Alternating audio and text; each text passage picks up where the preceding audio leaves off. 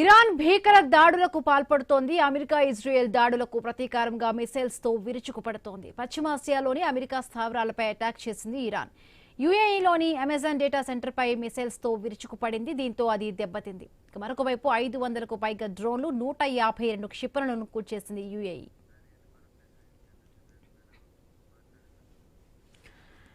మనతో పాటు జాయిన్ అయ్యారు మేజర్ భరత్ రెడ్డి గారు. నమస్తే అండి భరత్ రెడ్డి గారు.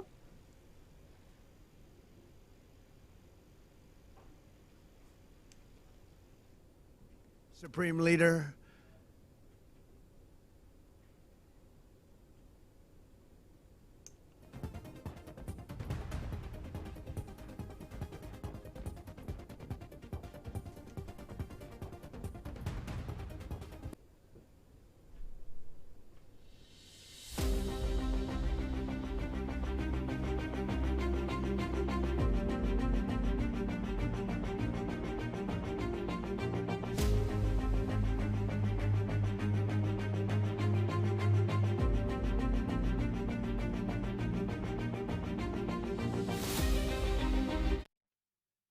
ఇరాన్తో యుద్ధంపై అమెరికా అధ్యక్షుడు ట్రంప్ మరొక కీలక ప్రకటన చేశారు. తమ లక్ష్యం నెరవేరే వరకు దాడులు కొనసాగుతాయని స్పష్టం చేశారు. ఇరాన్ సైనిక వ్యవస్థను దెబ్బతీశామన్నారు.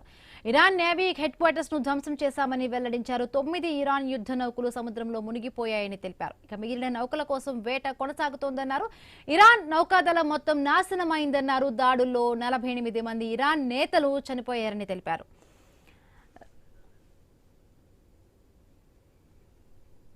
ఇరాన్ భీకర దాడులకు పాల్పడుతోంది. అమెరికా ఇజ్రాయెల్ దాడులకు ప్రతీకారంగా మిసైల్స్ తో విరుచుకుపడుతోంది. పశ్చిమాసియాలోని అమెరికా స్థావరాలపై అటాక్ చేసింది ఇరాన్.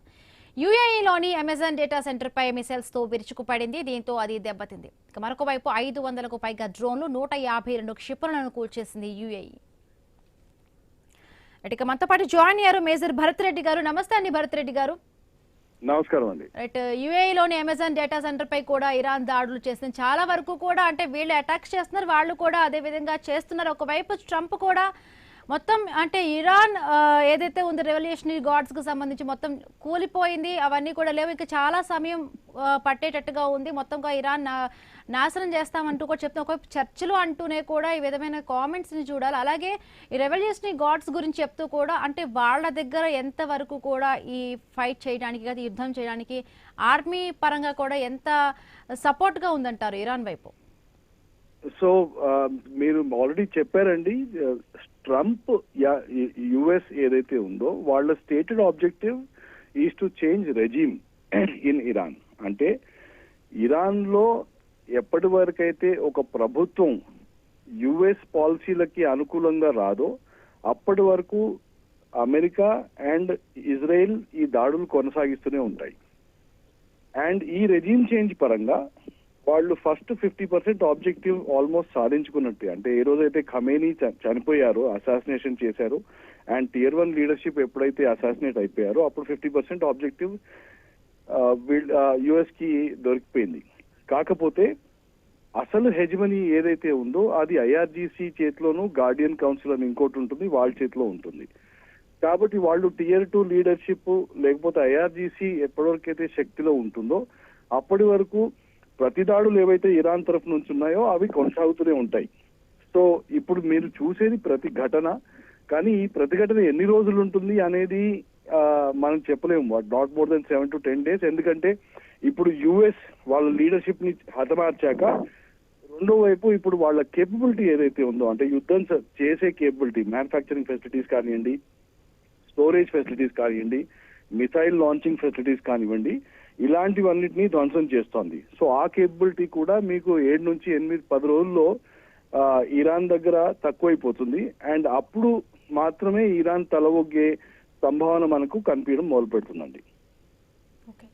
అంటే ఇందాక ట్రంప్ మాట్లాడుతూ కూడా మొత్తం అంటే ఇరాన్ నౌకాదళం అంతా కూడా కూల్చేసాము అలా కూడా చెప్తున్నారు. అంటే మనం చూసామంటే అక్కడ రెవల్యూషనరీ గార్డ్స్ అంటే ఇప్పుడు ఖమేనీ కొడుకు ఎవరైతే ఉన్నారో ముస్తఫా, అంటే వాళ్ళు కూడా ఒక వీళ్ళతో ఒక పవర్ఫుల్ గా కూడా ఉంటుంది, అటాక్స్ చేస్తామంటూ కూడా చెప్పిన పరిస్థితి. అంతే విధంగా కూడా ధీటుగా కూడా బదిలిస్తామంటూ కూడా అంటే చనిపోయిన తర్వాత ఆయన కొడుకు కూడా ఇదే రకంగా కామెంట్స్ చేశారు.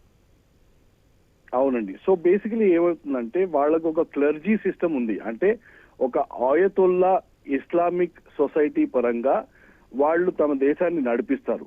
ఈ ఆయతుల్లా సిస్టమ్ ఏదైతే ఉందో అది నిర్వీర్యం అయ్యి మీకు ఇవాళ ఇరాన్ లో ఒక అపోజిషన్ పార్టీ ఉంటుంది, that is called the government in exile from Paris, which is led by మిరియం.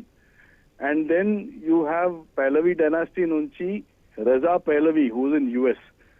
వీళ్ళిద్దరూ కూడా యుఎస్ సాయిల్ నుంచి కానివ్వండి, ప్యారిస్ నుంచి కానివ్వండి, they have been announcing that ఒక డెమోక్రసీ రావాలి ఇరాన్ లో అని. సో అల్టిమేట్లీ ఎలాగైతే బంగ్లాదేశ్ లో ఒక రెజీమ్ చేంజ్ చేశారో అమెరికా వాళ్ళు, ఎలా అయితే నేపాల్లో ఒక రెజీమ్ చేంజ్ చేశారో, అంటే పబ్లిక్ ని వీధుల్లోకి తెచ్చి ఉన్న పవర్స్ ని పడగొట్టి తమకు అనుకూలంగా ఉన్న మనుషులని ఒక పప్పెట్ గవర్నమెంట్ ని పెడతారో అది సాధ్యం అయ్యే వరకు ఈ అమెరికా దాడులు కొనసాగుతూనే ఉంటాయండి. ఒకవైపు అంటే ట్రంప్ కూడా చెప్పారు ఒక 4 వారాల పాటు కూడా అంటే యుద్ధం కొనసాగుతుంది అని అంటున్నారు. బట్ ఇప్పుడున్న వాళ్ళ సపోర్ట్ సిస్టమ్ బట్టి అంటే ఎన్ని వారాల వరకు కూడా ఒకవేళ మీ అనాలిసిస్ బట్టి కొనసాగే అవకాశం ఉంది?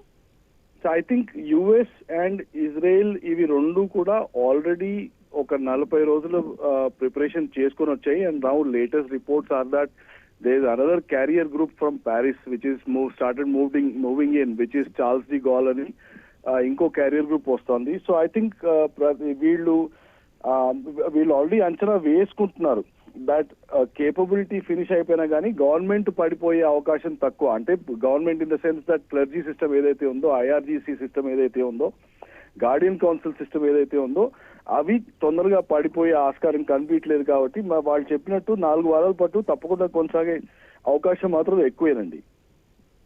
ఓకే, రైట్, థ్యాంక్ యూ అండి.